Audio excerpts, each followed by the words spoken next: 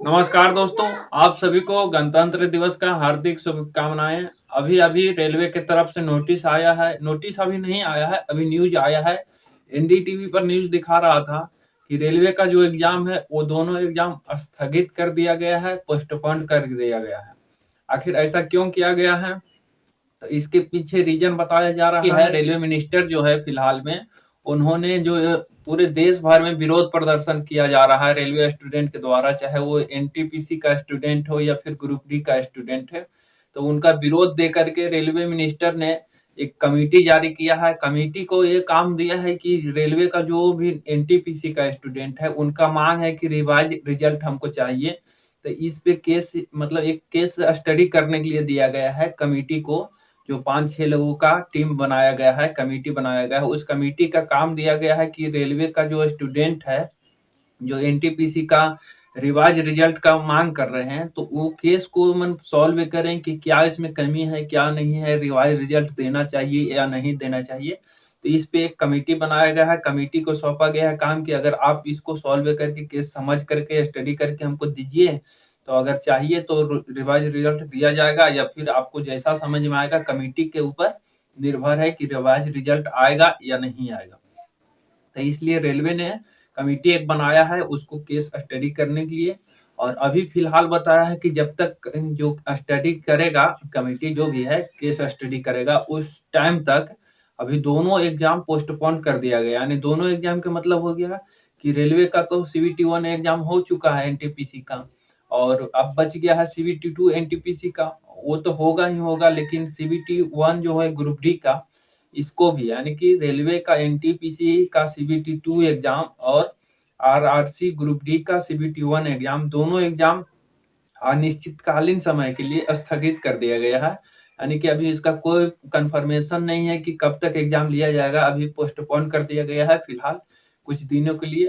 कि इसका जो कारण बताया गया है कि जब तक वो जो कमेटी अपना रिपोर्ट नहीं दे देती है सरकार को, रेलवे मिनिस्ट्री को, तब तक एग्जाम नहीं लिया जाएगा।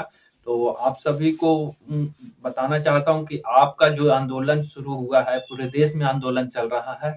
हर एक जगह से वीडियो आ रहा है कि सब जगह रेलवे के स्टूडेंट आंदोलन कर रहे हैं।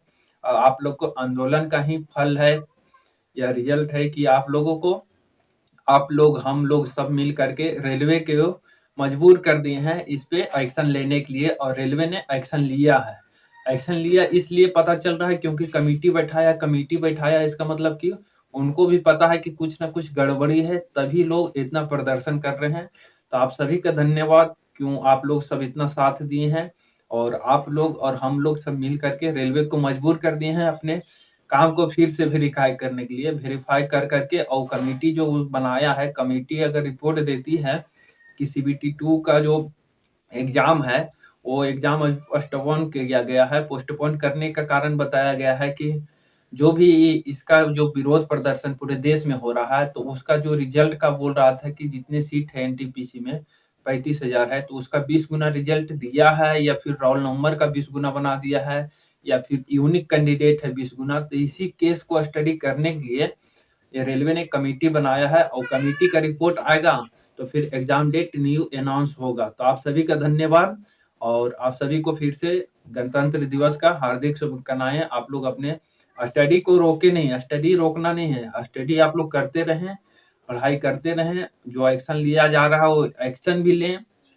साथ दें आंदोलन में, आंदोलन भी करें। क्योंकि आज का जो भारत बन गया ना कि बिना लड़े कुछ नहीं होगा। तो आपको लड़ना भी पड़ेगा, पढ़ना भी पड़ेगा, और समय आने पे मरना भी पड़ेगा। क्योंकि जब तक हम लोग भगत सिंह के देश में रह रहे हैं, भगत सिंह का कहानी आप लोग जानते हैं कि वो लड़ने में भी आगे थे, पढ़ने में भी आगे थे, और कुछ हो रहा था तो उसमें भाग लेने में भी आगे थे। आजादी में उनका बहुत महत्वपूर्ण योगदान रहा। हम लोग को तो आजादी दिलाना नहीं है, लेकिन हम लोग को खुद छीन करके लेना है अपनी आजादी।